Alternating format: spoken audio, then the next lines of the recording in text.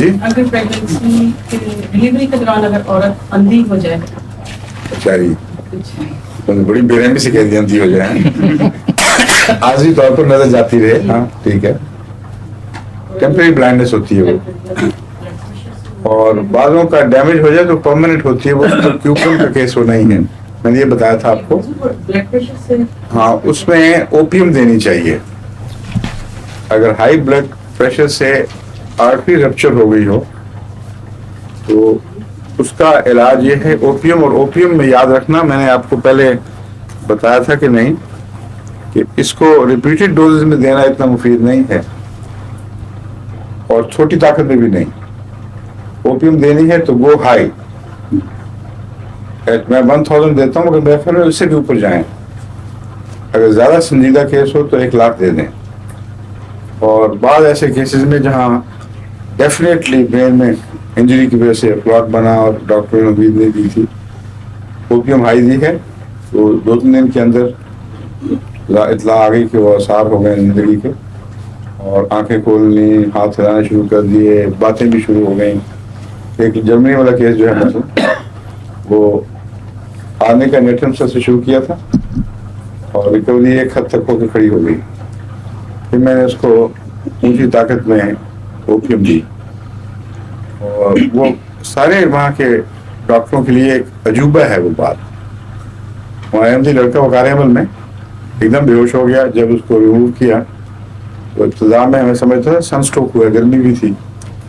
2 دن غلط علاج ہوا. پھر ان کی طرف سے گوشے بازار صاحب کی طرف سے، وہ بہت فکر کر رہے تھے، وہی ذمہ دار تھے انتظامات کے. انہوں نے مجھے کہا کہ یہ ڈاکٹروں نے تو کہا کہ برین میں ہیمریج ہوا ہے بڑا سخت، اور ٹوٹل پیرالسس ہے، نہ ہوش ہے، نہ بات کر سکتے ہیں، نہ کچھ ہلا سکتے ہیں. اس نے دعا کے لیے خاص طور پر بہت تاکید کی تھی. اس کو مجھے خیال آیا کہ دعا تو خیر لازم ہے، حصہ ہے. اوپیم ہائی دے دی جائے ان کو. اوپیم ہائی دی تو پھر فون آئے. جب فون کو کبھی میں نے کبھی مسکراتا نہیں دیکھا جتنا اس دن دیکھا ہے. لگتا تھا فون مسکرا ہے. مبشر باجا وہاں اس طرح مسکرا رہے تھے کہ لگتا تھا فون ہنس رہا ہے. کہ اس نے تو، میں نے سلام کہا آپ کا تو اس کی آنکھیں ہلیں اور ڈیفینیٹ رسپانس تھی. اور حیران ہے سارے لوگوں نے بھی نوٹ کیا. پھر اس کے بعد دوبارہ پھر وہ بڑا ٹھہرا نہیں، مسلسل پھر ہوش کی طرف واپس آیا ہے. آنکھیں کھل گئیں، مسکرانے لگ گیا، ایک دفعہ جذبات میں رونے لگا، پھر ہاتھ ہلانے شروع ہو گئے، اور اب تو اللہ کے فضل سے کافی ریکوری ہو گئی ہے. میں آپ کو بتا رہا ہوں کہ اوپیم اونچی طاقت میں ایسے موقع پر بہت ضروری چیز ہے، لیکن سنگل ڈوز دیں اور ہائی دیں. اس کے بعد پھر پلمبم کی باری آتی ہے. Whatever remains can be covered by پلمبم.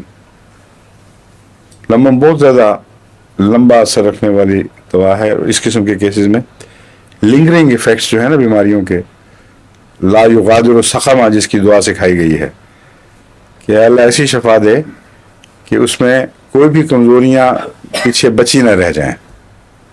لا یغادر سقما، یہ سقم کو دور کرنے کے لیے پلمبم اس قسم کی بیماریوں میں بہت مفید ہے. کیوپرم کا میں آپ کو بتا، اسی سے بات شروع ہوئی تھی. کیوپرم میں اسپیزم کی وجہ سے ہوتا ہے، اور وہ بلائنڈنس ٹھیک ہو سکتی ہے اگر کیوپرم دے دی جائے. اگر لمبا اسپیزم ہو جائے تو اس میں خطرہ ہوتا ہے کہ وہ مستقل ڈیمیج نہ ہو جائے، کیونکہ نروز میں ایک یہ بات ہے کہ جو مر جائیں وہ پھر دوبارہ زندہ نہیں ہو سکتی. اس لیے ایسا ڈیمیج نہیں ہونا چاہیے دماغ کو کہ وہ بیماری سے موت کے حد میں داخل ہو چکا ہو، چاہے تھوڑی جگہ کی موت ہو. اس لیے کیوپرم از اے مسٹ، امیڈیٹ دینی چاہیے. اوپیم تو بعد میں بھی دی جا سکتی ہے نا اگر ضرورت ہو، کیونکہ اس کا اثر تو کئی دن بعد تک اس کا دائرہ کار کھلا رہتا ہے. کیوپرم کا فوری ہے اثر.